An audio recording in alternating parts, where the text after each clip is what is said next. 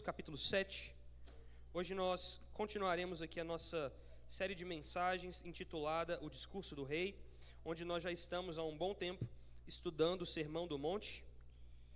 E hoje nós começamos a última etapa desta série de mensagens, a conclusão deste preciosíssimo discurso do nosso Senhor, que fala ao nosso coração, que fala através do tempo, e que nós conhecemos como Sermão do Monte. Mateus capítulo 7, nós vamos fazer a leitura em breve dos versos 1 a 6. Nós chegamos ao final, irmãos, caminhando aqui já para os trechos finais das palavras de Jesus no Sermão do Monte. Nós passamos pelo capítulo 5, aonde nós vimos ali Jesus expondo com muita maestria, com muito zelo e com uma presença gloriosa de Deus, expondo as verdades do reino dos céus. Jesus falou sobre as bem-aventuranças. Jesus tratou sobre assuntos específicos, sobre a relação do povo com a lei de Deus. Jesus passou por diversos temas que eram temas polêmicos em seu tempo e falou com clareza, com sinceridade e com verdade, poder do Espírito, para o coração dos discípulos, aqueles que fazem parte deste reino. Nós vimos Jesus tratando também sobre os perigos na relação entre o homem e Deus, quando nós muitas vezes agimos com hipocrisia. Então Jesus nos ensinou como devemos orar, como devemos nos portar em relação às nossas petições a Deus. E agora Jesus continua agora no capítulo 7, falando ainda sobre os desdobramentos da ética do reino de Deus, mas desta vez de uma maneira mais expressa, tratando da relação entre os homens. Jesus então no capítulo 6, e nós vimos isso recentemente, tratou da nossa relação com o Senhor. Então Jesus fala sobre oração, Ele nos ensina a orar, Ele fala sobre os perigos do coração na vida de piedade, Ele fala sobre como as riquezas podem tomar o lugar de Deus nos nossos corações, fala como a ansiedade e as angústias da vida podem ocupar também um lugar perigoso no coração. E agora Jesus começa a aplicar estas verdades também em uma maneira mais expressa entre a relação dos homens. E aqui, meus irmãos, é interessante, o capítulo 7, ele é um capítulo mais curto, você vai perceber isso, e ele vai se apresentar, e aí se você olhar na sua Bíblia, na divisão que você encontra aí, você vai perceber isso, você vai ver que Jesus tratará de alguns temas importantes, pelo menos dois temas aqui. O primeiro deles é o julgamento ao próximo, o segundo é a persistência na oração. A partir daqui, até o final do capítulo 7, do verso 13 ao verso 29, você encontrará três ilustrações. Isso aqui é o que nós poderíamos chamar da conclusão do sermão, onde Jesus resumirá todas essas coisas que foram ensinadas em uma lição clara e expressa. Existem dois caminhos, existem duas opções colocadas diante do povo. Então Jesus dará três ilustrações que de maneira clara expressam estas duas verdades. E aí então Jesus concluirá o seu sermão.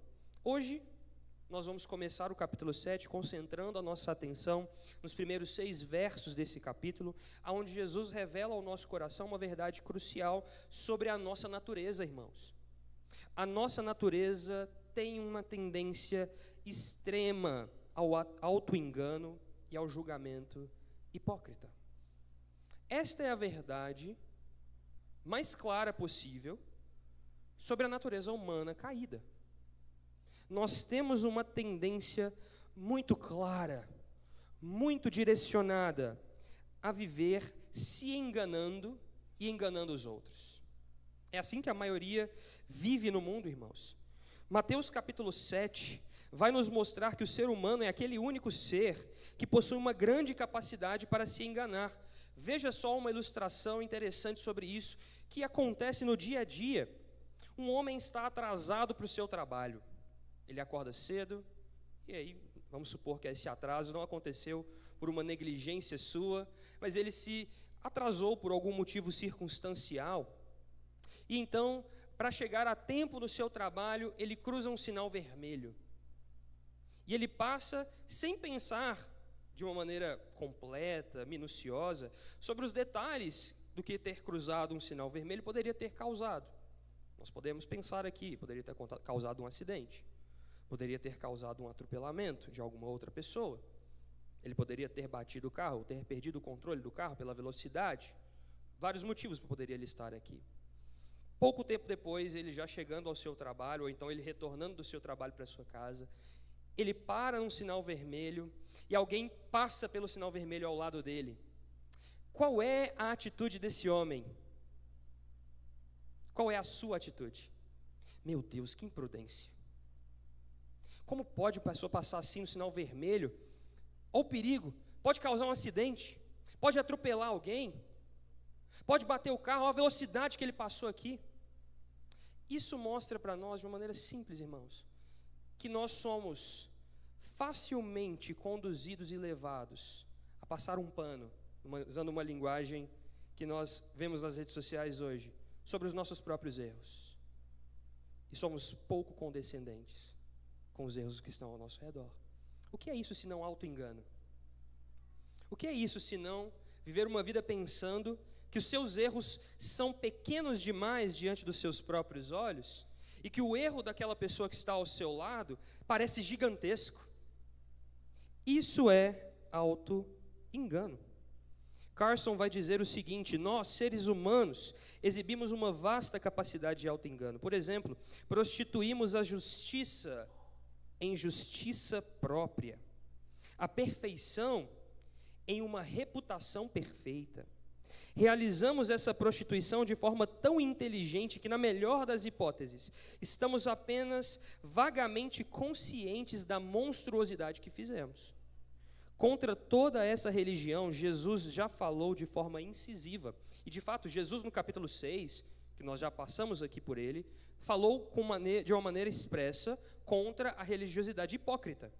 Jesus criticou os fariseus e os mestres da lei que se posicionavam nas praças públicas, nos determinados momentos de oração, para fazerem orações belas, buscando o aplauso das pessoas. E Jesus disse, irmãos, e isso deveria assustar você, Jesus diz assim: eles receberam a recompensa deles. Qual é a recompensa para a hipocrisia? Simplesmente o aplauso das pessoas, irmãos. E é só. E nada mais. Deus não se vê, não se direciona para a hipocrisia. E aí Jesus já falou sobre isso. Mas a verdade, irmãos, é que o auto-engano, ele encontra, o pecado, ele encontra outros meios. Sou formado em engenharia, como você sabe. E nós, na faculdade de engenharia, nós tínhamos uma descrição muito expressa para um efeito da água. Nós dizíamos o seguinte: a água sempre encontra um jeito. Se você tem um vazamento na sua casa, você já passou por isso, você vai saber do que eu estou dizendo. A gente às vezes acha que a água está gotejando aqui, e ela acabou de acontecer, acabou de vir esse vazamento, bem aqui pertinho. Mas às vezes, irmãos, a água percorre longas distâncias, até encontrar uma brecha e sair. O pecado é da mesma maneira. O pecado insistentemente busca encontrar um meio do seu coração. Você está diante do Senhor, buscando viver uma vida de santidade, lendo a palavra de Deus, buscando ao Senhor, e você pensa: estou vencendo, glória a Deus, Deus tem me dado graça. E aí quando você percebe, você é surpreendido por uma goteira na sua casa, uma goteira no seu coração. E aí você se lembra, você é lembrado que o pecado encontra um meio, que a água encontra um meio, irmão. E é assim que Jesus está então alertando os seus discípulos. Lembre-se que as palavras de Jesus no Sermão do Monte estão sendo dirigidas ao público, mas tem um objetivo central de encontrar o coração dos crentes. Jesus não fala sobre as bem-aventuranças esperando que as bem-aventuranças do capítulo 5 sejam um checklist para que você busque e almeje ser aquilo. Ele fala como sendo a condição de um verdadeiro discípulo. Logo, a fala de Jesus no Sermão do Monte é para o povo de Deus, não é para os ímpios, não é para aqueles curiosos que estão na multidão, é para aqueles que fazem parte do reino dos céus. E hoje, irmãos, nós enfrentamos o mesmo perigo, assim como os nossos irmãos do primeiro século. Por essa razão, porque o auto-engano se encontra presente nos nossos corações, porque o pecado encontra um meio em meio à nossa fragilidade carnal, é por isso que nós precisamos enfrentar, reconhecer o perigo de se ter um coração crítico e, portanto, um coração que não reflete os padrões do reino dos céus. Como somos chamados a viver de maneira moderada e equilibrada, irmãos, com discernimento, não se entregando a julgamentos insensatos ou severos. Desta maneira, nós somos chamados a ser parecidos com Jesus, com o nosso Rei. E é por isso que o alerta de Jesus para nós em Mateus capítulo 7 é extremamente importante para o meu e para o seu coração. Vamos ler o texto? Mateus capítulo 7, versos 1 a 6. Diz assim a palavra do Senhor: Não julguem, para que vocês não sejam julgados, pois com o critério que vocês julgarem, vocês serão julgados. Com a medida que vocês tiverem medido, vocês também serão medidos. Porque você vê o cisco no olho do seu irmão, mas não repara na trave que está no seu próprio? Ou como você dirá a seu irmão: deixe que eu tire o cisco do seu olho, quando você tem uma trave no seu próprio? Hipócrita, tire primeiro a trave do seu olho, e então você verá claramente para tirar o cisco do olho do seu irmão. Não deem aos cães o que é santo, nem joguem as suas pérolas diante dos porcos, para que estes não a pisem com os pés, e aqueles, voltando-se, não estraçalhem vocês. Vamos orar, pedir a iluminação do Espírito do Senhor nessa manhã. Santo Deus e eterno Pai, graças te damos pela tua santa, viva e preciosa palavra. Pedimos a tua direção, Senhor, para que o nosso coração seja aqui nesta manhã confrontado, seja também conduzido ao lugar certo, como nós pedimos há pouco. Sonda o nosso coração e vê se há em nós algum caminho mau e corrige-nos, nos guia pelo caminho eterno, e a tua palavra é a verdade. O Senhor santifica o teu povo pela tua palavra, e o que nós te pedimos nessa manhã é que nós sejamos santificados por ela. Que o teu Santo Espírito nos ilumine no entendimento das Escrituras, que eu não seja o empecilho para a tua voz ser audível ao coração do seu povo, e que nós sejamos abençoados. Esse é o nosso pedido, Senhor, em nome de Jesus. Amém, amém. Irmãos, a primeira coisa que eu quero destacar com vocês aqui é o imperativo claro que Jesus nos dá. E o imperativo é: não sejam juízes. Veja mais uma vez o verso 1 a 2, que o texto nos diz que nós não devemos julgar, para que vocês não sejam julgados. Pois com o critério que vocês julgarem, vocês serão julgados. E com a medida que vocês tiverem medido, vocês também serão medidos. Eis aqui os versos, talvez, não vou dizer os mais incompreendidos, mas talvez dentre os mais incompreendidos, mal utilizados, mal colocados no Novo Testamento. A maior parte das pessoas utiliza esse texto fora do seu contexto, em diversas situações, segundo a necessidade, segundo a sua própria vontade, sem se preocupar efetivamente com o que o texto está dizendo. E a gente vê isso entre crentes e descrentes, irmãos. As redes sociais se tornaram um retrato expresso de como essas coisas são verdadeiras. A gente vê isso nas redes sociais. Basta você entrar num comentário de alguma postagem, seja sobre qualquer assunto, e você verá isso. Pessoas começam a fazer o que muitos vão chamar aí de batalha dos versículos. Taca um versículo aqui, taca o outro lá, como se um anulasse o outro. Veja a incoerência, o auto-engano no coração ao pensarmos estas coisas. O que parece, irmãos, é que de fato nós vivemos em um mundo onde nós somos exigidos a todo tempo a tecer julgamentos e juízos sobre as coisas. Será então que diante desta realidade nós estaríamos deliberadamente descumprindo uma ordem de Jesus, uma vez que o texto que acabamos de ler nos diz que nós não devemos julgar? E se você voltar os seus olhos ao texto, você verá que Jesus fala de maneira categórica: não julguem, para que vocês não sejam julgados. Ponto final. É isso que está escrito. É isso que você está lendo. Não é verdade? Não é isso que está escrito na sua Bíblia? Não é isso que está escrito aí na palavra de Deus? Será então que quando nós nos deparamos com a nossa capacidade de emitir juízos, nós estaríamos descumprindo ou pecando contra as palavras do Senhor? Ou será que ainda, quando Qual de nós, na verdade, nunca teceu alguma opinião, mesmo na sua mente, sobre determinado assunto? Será que quando fazemos isso sobre algum assunto ou sobre alguém em nossa mente, nós estamos logo sendo censurados pela nossa consciência porque estamos pecando contra o Senhor, descumprindo uma palavra expressa de Jesus, uma vez que Jesus diz: não julguem para que vocês não sejam julgados? Vamos entender primeiro, irmãos, o que o texto não está dizendo. O que o texto não quer dizer. A primeira coisa que eu posso destacar a vocês é: Jesus não está dizendo que nós não devemos ter opiniões, que isso é interessante pensarmos.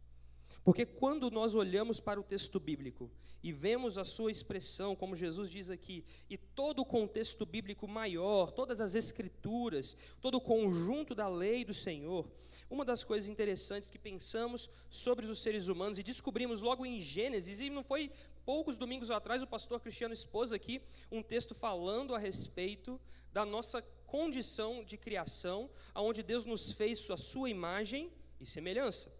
Acho que foi domingo passado que ele falou isso. Retrasado. Certamente, quando nós voltamos os nossos olhos para essa verdade bíblica, nós precisamos nos lembrar o seguinte: Deus nos fez a sua imagem e semelhança. E certamente muito poderia ter sido dito aqui sobre esta simples, mas profunda condição e descrição do homem.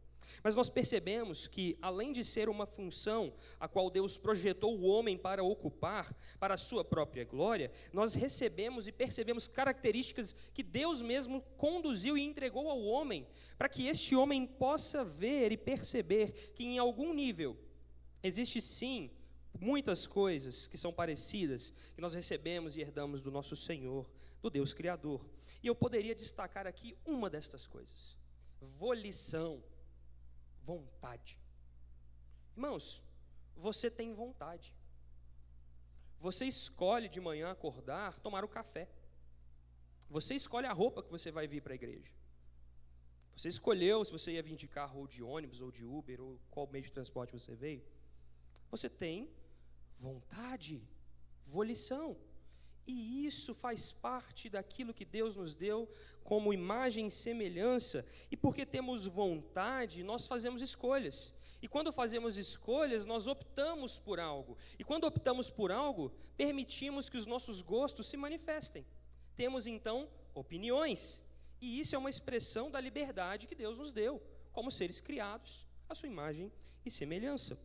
No entanto, quando nós pensamos nisso, nós entendemos então que nós temos sim a opção e a oportunidade de dizer se nós gostamos de algo ou não.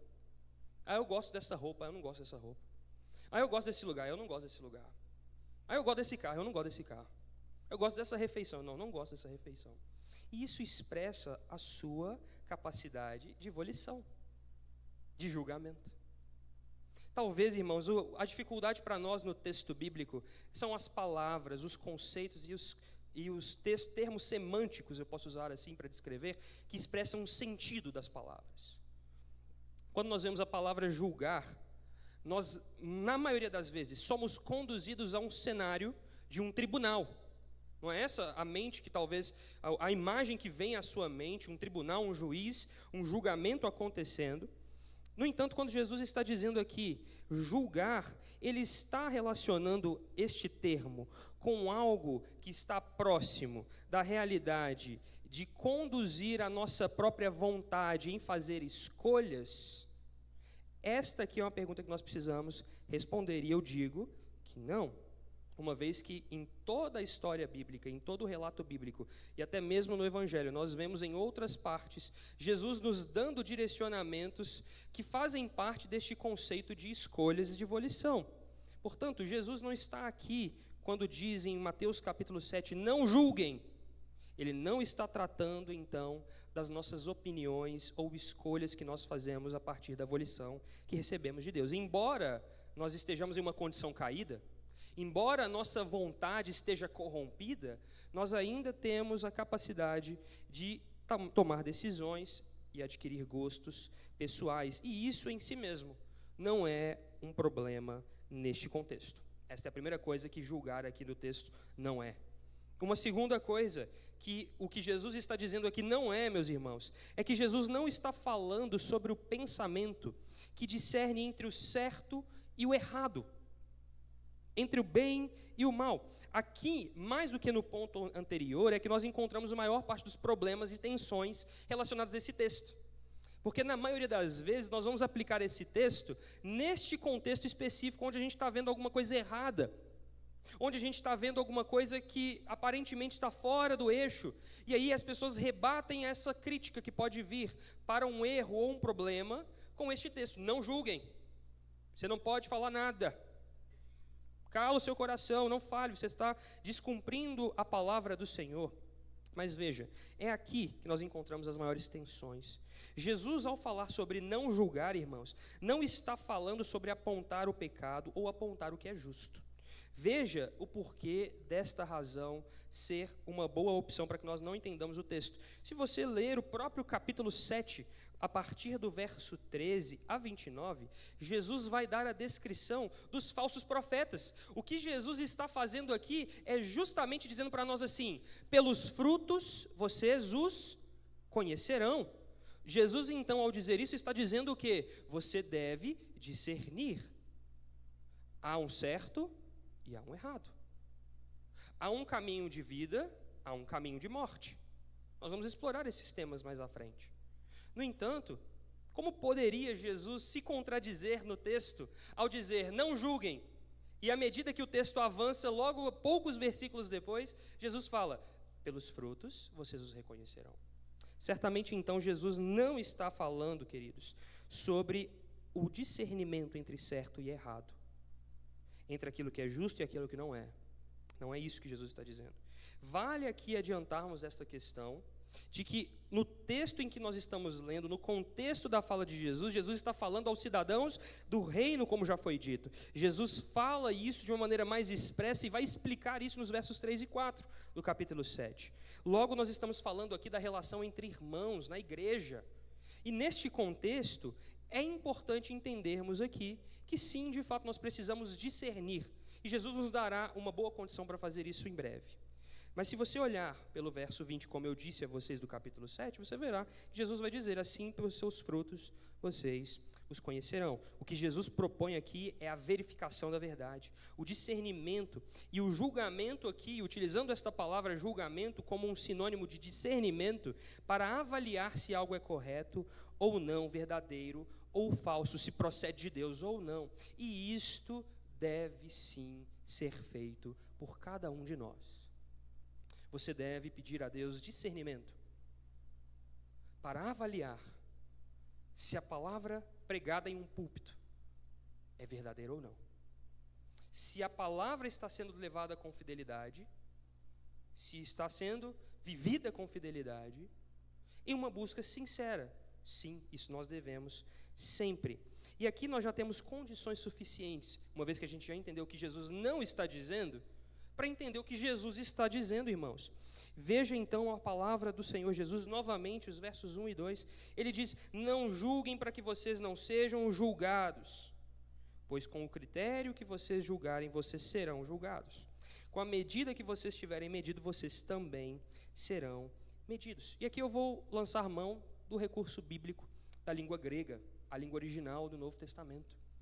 O termo que Jesus utiliza aqui no verbo, traduzido pelo verbo julgar, é um termo que pode ser traduzido como condenar em tribunal, como emitir juízo condenatório, como discernir, como avaliar. Veja então que eu estou expressando a vocês pelo menos 4 possibilidades de entendimento do termo que foi traduzido na sua palavra, na Bíblia de Deus, na palavra de Deus, na Bíblia que está aí nas suas mãos, como o verbo julgar. O que define então, irmãos, talvez essa é a pergunta, o que define qual é a tradução correta? O contexto. Os tradutores muitas vezes vão utilizar um princípio muito simples. O que o contexto diz expressamente, à luz de todo o conjunto da ideia do que Jesus está dizendo, qual palavra expressa com maior convicção, maior clareza? O significado. Portanto, o termo aqui utilizado por Jesus, traduzido como julgar, vai ser definido a partir do seu contexto. E eu vou dizer a vocês o que Jesus está condenando. A primeira coisa que Jesus está aqui dizendo a partir do verbo utilizado julgar, e o que ele condena, irmãos, condena diante do povo de Deus, diante dos cidadãos do seu reino, é o juízo hipócrita e condenatório. Veja, a expressão traduzida pelo verbo julgar está condenando a opção ou o momento onde o crente se senta na cadeira do juiz, usurpa a posição do Deus vivo e define o que é certo e o que é o errado. Bate o martelo e diz: vá para a sentença daquilo que é certo e daquilo que é errado. Irmãos, o juízo hipócrita e condenatório. Jesus então poderia estar dizendo aqui, se você ler a palavra que Jesus vai utilizar aqui como condene, veja então que Jesus poderia estar dizendo: não condenem, para que vocês não sejam condenados. Não emitam um juízo condenatório, não emitam um juízo que condena, que acusa. Irmãos, é muito fácil aqui cedermos à tentação de nos tornarmos extremamente críticos, perseguidores de pecados dos outros, muito condescendentes com os nossos próprios pecados. E este é o cerne da religiosidade hipócrita. Este é o cerne daquilo que Jesus combate aqui. O hipócrita, ele busca uma falsa premissa para apoiar em seu coração um juízo irreal, porque com toda a sua força e o seu desejo de condenar, como um juiz ele interpreta a lei a fim de condenar independente de qualquer coisa. Eis o perigo, irmãos. E não pense você que Jesus alerta o povo de Deus sobre estas coisas, porque isso vem de fora. Não, Jesus alerta o povo de Deus contra essas coisas, porque estas coisas nascem no coração dos crentes. Porque, mais uma vez, irmãos, a água sempre encontra um jeito. E nesta realidade caída, o pecado sempre encontra um jeito de manifestar as suas asinhas, mesmo em meio ao povo de Deus. Eis o perigo, porque nós podemos ser tentados a vestir estas vestes de hipocrisia e tecer julgamentos condenatórios contra as pessoas. Veja que Jesus, em Mateus capítulo 5, verso 7, vai dizer o seguinte: bem-aventurados os misericordiosos, porque alcançarão misericórdia. Irmãos, nós somos chamados por Jesus de misericordiosos e nós devemos agir pelo princípio da misericórdia. Nós não somos chamados, irmãos, veja só, preste bastante atenção nisso. Nós não somos chamados a levantar aqui diante de vocês a balança da justiça e ficar aqui medindo: esse pecado aqui pode, esse aqui não pode.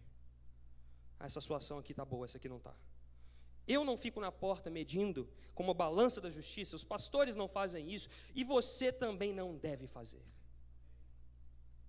Você não está na posição para calibrar as balanças segundo a sua própria percepção e fazer análises aferindo o erro dos outros. E com isso eu não estou dizendo com toda clareza e certeza de que nós devemos ser coniventes ao pecado alheio, mas existe uma forma entregue por Jesus para que lidemos de maneira sábia com os erros dos nossos irmãos, e o apóstolo Paulo vai dizer isso em Gálatas capítulo 6, ele vai dizer: vocês que são espirituais, restaurem aquele que caiu com o espírito de brandura, e a palavra ali poderia ser misericórdia. Irmãos, veja então um exemplo que o nosso próprio Senhor nos dá, relatado em João capítulo 8, onde Jesus é colocado diante de uma situação em uma mulher que foi pega em adultério. Jesus foi colocado em uma situação difícil. Os líderes religiosos buscavam ocupar uma posição de juízes diante do povo, condenando o povo. Aquela mulher estava diante de Jesus, irmãos, condenada. Não pense você que eles apresentaram a mulher que foi pega em adultério diante de Jesus com uma possibilidade de uma sentença diferente ser tecida. Não! Os fariseus apresentaram aquela mulher diante de Jesus por dois motivos. Primeiro, na percepção dos líderes de Israel, ela estava condenada. Segundo, diante da lei, ela deveria ser apedrejada, mas Roma impedia a execução por conta do seu governo, do seu domínio. Somente Roma poderia efetuar uma execução naquele tempo. Portanto, eles queriam colocar Jesus entre a cruz e a espada, por assim dizer. qualquer uma das palavras que Jesus desse ali, seja em prol de César, seja em prol de Moisés, poderia parecer um beco sem saída. Meus irmãos, o texto bíblico é maravilhoso. Ele diz o seguinte: Jesus, enquanto escrevia na areia, e aqui a igreja e a tradução e a tradição da igreja, muitos vão dizer que Jesus escrevia talvez os pecados dos fariseus ali. Nós não sabemos. Pouco importa o que Jesus escrevia na areia. Jesus diz assim: aquele então que não tiver pecado, seja o primeiro a pegar a pedra e atirar. Aquele que diz isso é o único que não tinha pecado algum. Aquele que disse: quem não tiver pecado que atire a primeira pedra, o único que poderia pegar qualquer uma das pedras e atirar, porque perfeito, sem pecado. Ele diz o seguinte àquela mulher, à medida que aqueles homens vão caindo em si, percebendo que o seu orgulho, a sua vaidade cobriam o seu coração e vão embora, Jesus vai dizer assim para ela: eu não te condeno, vá em paz e não peques mais. Irmãos, essa é a expressão clara de como nós devemos tratar situações em nosso meio. Jesus nos ensina isso. Uma segunda coisa aqui, queridos: o espírito crítico e sem misericórdia. O espírito crítico se disfarça de zelo, mas é murmurador disfarçado. Mesmo quando defende causas legítimas, despreza a forma bíblica de lidar com o próximo.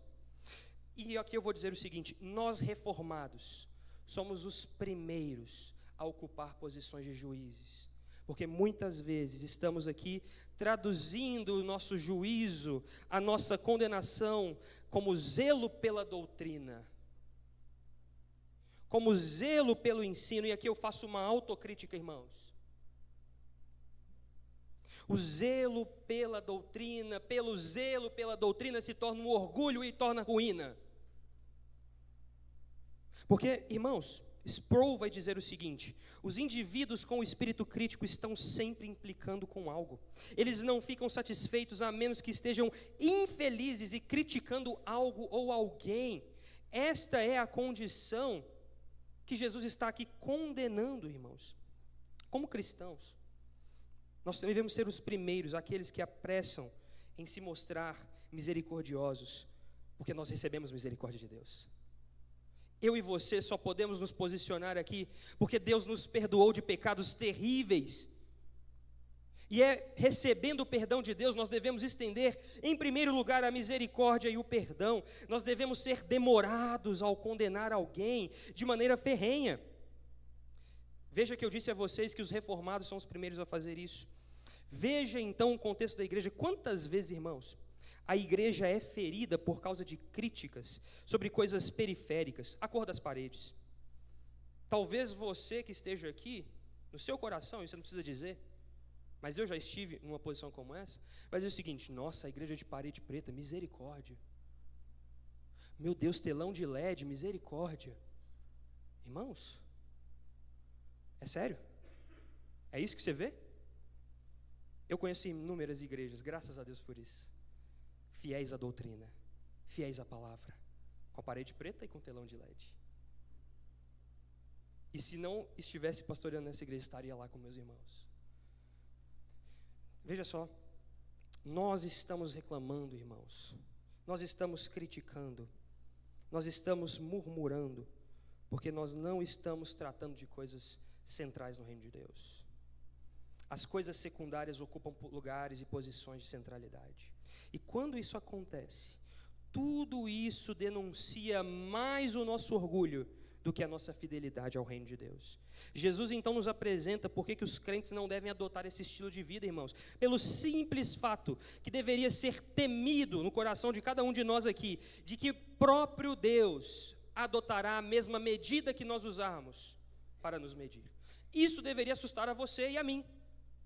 À medida que você medir os outros, você será medido. E esta aqui, queridos, este já é um motivo claro e suficiente para que nós sejamos cautelosos e sejamos conduzidos com um espírito de brandura, misericordiosos, para tecer juízos condenatórios. Jesus deixa claro que a medida que nós usarmos será usada contra nós, e aqui vale a pena pensarmos nisso, porque Jesus diz algo parecido no capítulo 6, quando ele diz: se vocês não perdoarem os pecados, vocês também não serão perdoados. É uma expressão clara de que mostra que o coração está vendo o evangelho de maneira periférica. Quando o evangelho encontra um lugar no nosso coração de maneira periférica, irmãos, todas as coisas que estão ao redor se tornam muito maiores do que o evangelho. Eu estou dizendo isso a vocês, irmãos, porque a cada dia que passa eu me assusto com a capacidade, e aqui mais uma vez eu vou tecer uma alta crítica a nós, protestantes reformados, de que nós temos em romper, em cortar comunhão, que nós estamos prontos a dizer assim: esse aqui não é meu irmão mais. Isso é caro, irmãos, isso é automutilação. Se somos parte do corpo de Cristo, estamos prontos a decepar um dedo, um pé, um braço, uma mão, por coisas periféricas. Nós não entendemos o motivo pelo qual Jesus Cristo morreu na cruz pela igreja. Você não ama a igreja, ainda que você diga assim: eu amo a igreja, eu tenho zelo pela igreja. Não, isso é mentira, porque você está pronto a romper laços a qualquer momento, sem qualquer circunstância. Irmãos, cuidado. Cuidado. Jesus nos alerta para o perigo de ocuparmos o lugar do Senhor como aquele que define juízos e julgamentos de maneira rigorosa, de maneira injusta. E saiba que este mesmo rigor será aplicado ao seu coração. E aí nós percebemos o perigo real de um juízo sem misericórdia, de zelo exagerado que condena, o perigo do orgulho hipócrita. Para que isso fique ainda mais claro, Jesus nos dá então uma ilustração perfeita sobre como isso se manifesta na vida da igreja. Veja Mateus 7, versos 3 a 5. Por que você vê o cisco no olho do seu irmão, mas não repara na trave que está no seu próprio? Ou como você dirá ao seu irmão: deixe que eu tire o cisco do seu olho, quando você tem uma trave no seu próprio? Hipócrita! Tire primeiro a trave do seu olho, e então você verá claramente para tirar o cisco do olho do seu irmão. E aqui, irmãos, para que não reste dúvidas a nós, o Senhor exemplificará a sua ordem de uma maneira clara e expressa, com uma ilustração precisa, que vai ao nosso coração e ministra a nós, de uma maneira clara, e nós podemos destacar aqui pelo menos 3 elementos que eu quero dizer aqui.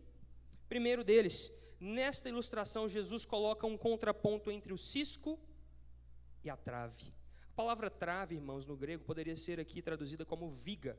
Talvez algumas versões bíblicas vão traduzir como viga. E o que é a viga? Aquilo que você pensou mesmo, a estrutura utilizada nas construções para apoiar lajes ou telhados. No primeiro século, as vigas eram estruturas ou grandes toras de madeira. Jesus então está dizendo o seguinte: existe um contraponto entre um cisco, uma pequena fagulha de ferragem, que na carpintaria se solta com o trabalho manual da madeira, e uma tora de uma árvore. O que Jesus está dizendo é que existe um irmão que possui uma árvore inteira no olho, mas o que ele vê é um pedaço de ferragem no olho do outro. Irmãos, eis aqui então para nós a ideia que Jesus coloca sobre a desproporcionalidade e o engano que o crítico comete, que o juiz comete. Quer ver um outro exemplo bíblico sobre isso? O exemplo de Natã e Davi.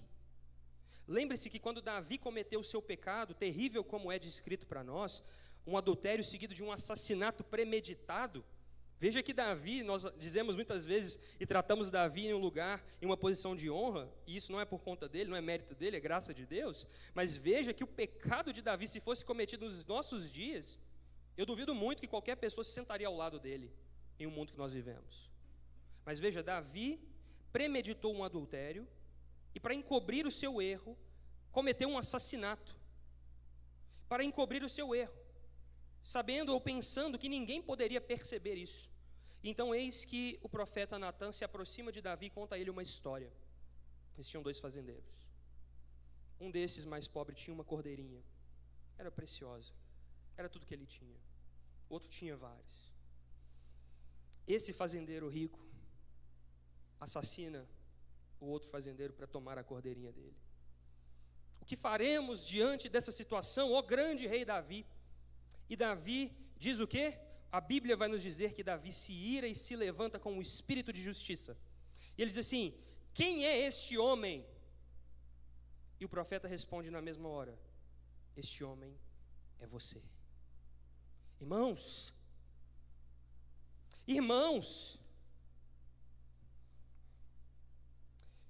isto é algo extremamente sério. Davi estava pronto a tecer julgamentos com uma floresta inteira nos olhos, com um senso de justiça e um zelo falso, sem sentido. Irmãos, quantas vezes nós levantamos objeções tremendas a cada esquina da nossa comunidade, a cada situação, a cada coisa que não sai como planejamos, a cada coisa que foge daquilo que a gente espera. Expectativas. Nossos olhos buscam um farelo de pão em cima da mesa, irmãos. A gente está o tempo inteiro buscando ver migalhas, e isso aqui é tentador. Não pense você, talvez ouvindo estas minhas palavras, e pense: não, graças a Deus, porque eu não faço isso. Você está fazendo agora. Nós somos tentados a isso, irmãos. E eu posso dizer que aquela ideia onde não existem pecados maiores ou menores, ou faltas mais graves ou menos graves, não se aplica a este texto, porque Jesus faz uma clara distinção entre o cisco e uma viga. Existe sim, irmãos, gradações aqui. Existem sim distinções entre erros e pecados. Sim, existem. Ainda que os pecados sejam de maneira geral, e didaticamente nós dizemos isso, uma afronta clara expressa a santidade de Deus, e isso é verdade, seja um pecado pequeno ou grande, existem sim distinções e gradações de pecados. E aqui, vale lembrar o que a palavra de Deus nos diz, através do apóstolo João, onde ele diz: o amor cobre uma multidão de pecados. Irmãos, há momentos que eu e você precisaremos nos lembrar de que o amor sacrificial de Jesus cobre a multidão de pecados entre nós, apaga as transgressões, os ciscos, as ferragens, os farelos entre nós. Que você seja convencido disso, assim como eu estou sendo. E Jesus então condena uma segunda coisa através dessa ilustração: a hipocrisia disfarçada de zelo.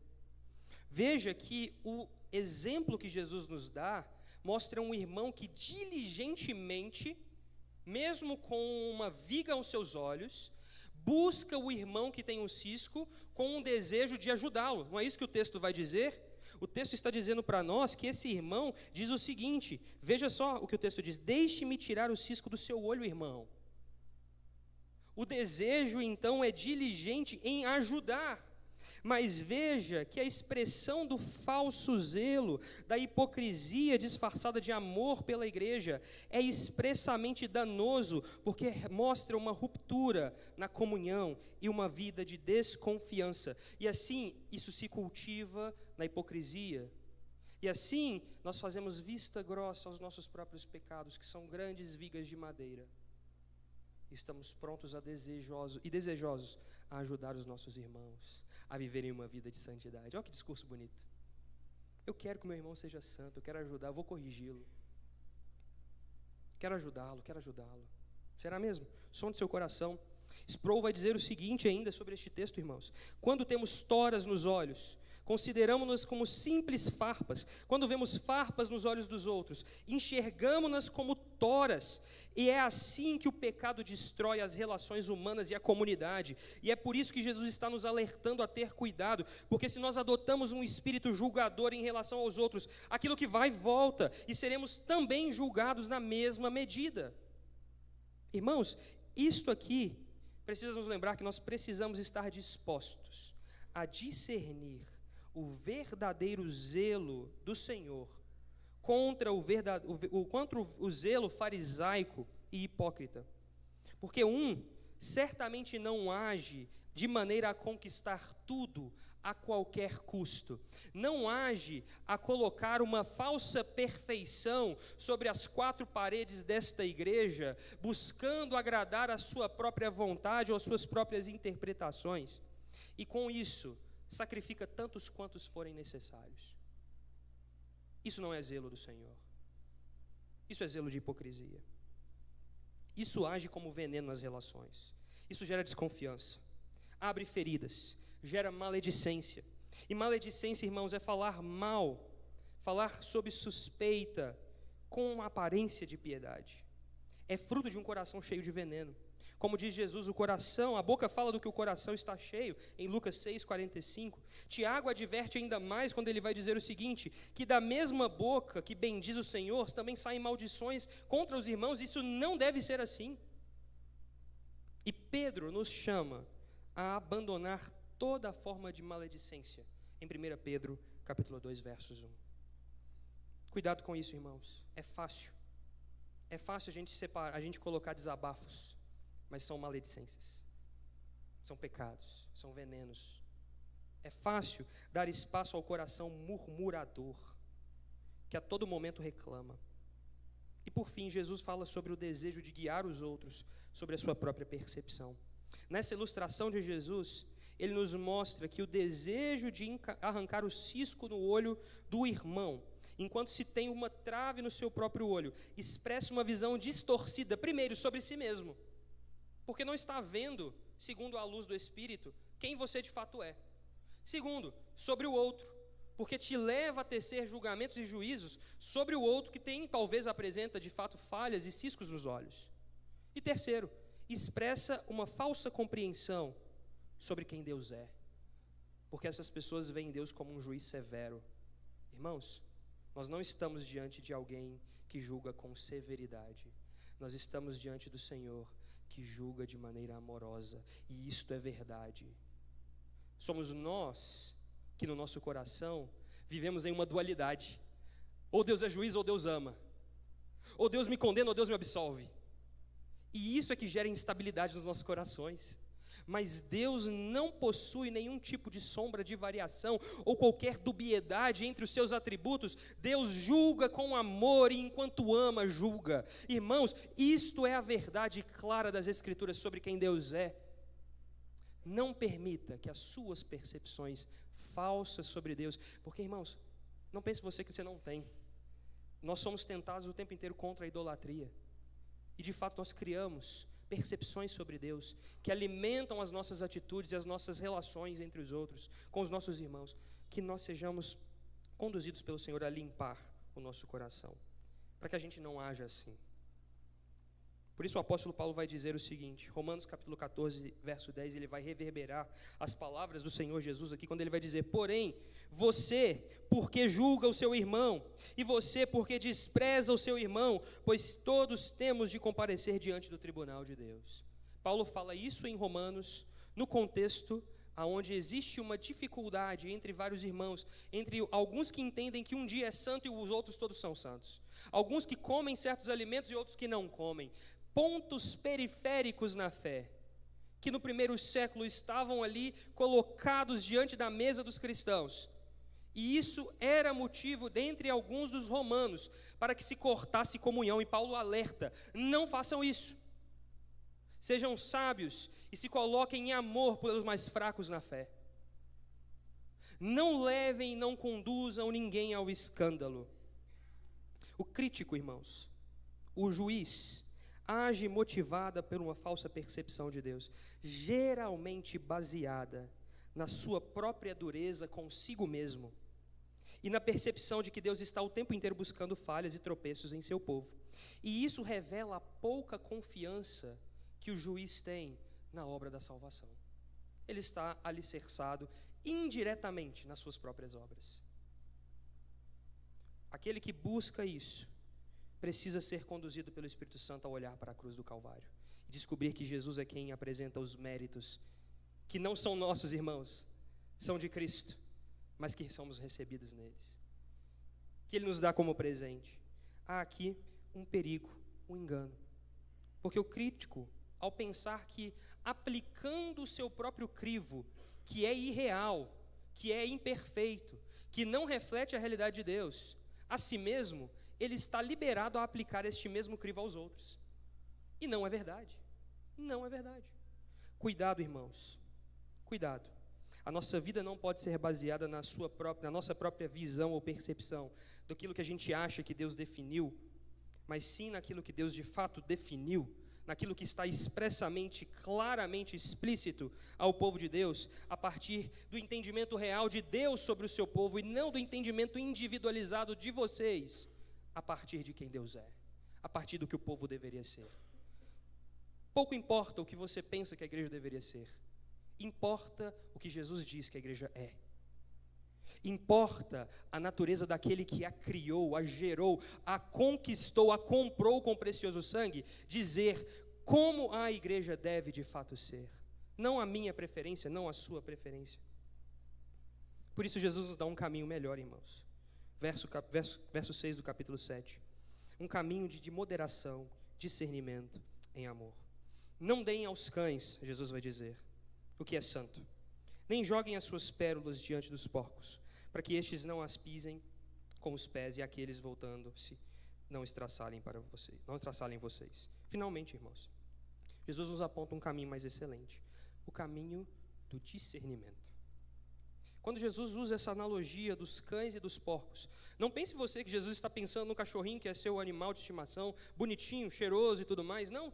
Os cães que eram selvagens no contexto de Israel eram animais impuros, assim como os porcos, que comiam dos lixos, atacavam pessoas, feriam pessoas. E quando Jesus diz, não lance pérolas aos porcos, e nem deem aquilo que é santo aos cachorros, Jesus está dizendo o seguinte: existe sim um canal de discernimento sobre as verdades de Deus, o pão santo, a pérola preciosa.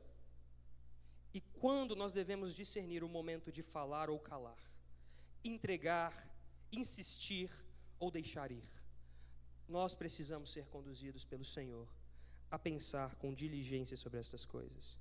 Veja, há um momento, irmãos, que nós precisamos saber que é o momento de calar. É o momento de... Eu vi o cisco no olho do meu irmão. Glória a Deus, vou orar por isso. Vou pedir a Deus uma oportunidade. Se Deus me permitir isso, quem sabe eu consiga conversar com esse meu irmão e ajudá-lo de fato. Há momentos de calar, irmão. Mas há momento que a gente tem que falar. Há momento onde a verdade está sendo pervertida, onde a palavra de Deus está sendo subvertida. Nesses momentos não se calem. Não calem. Falem, proclamem. Mas há momentos que nós precisamos calar. E o que define tudo isso?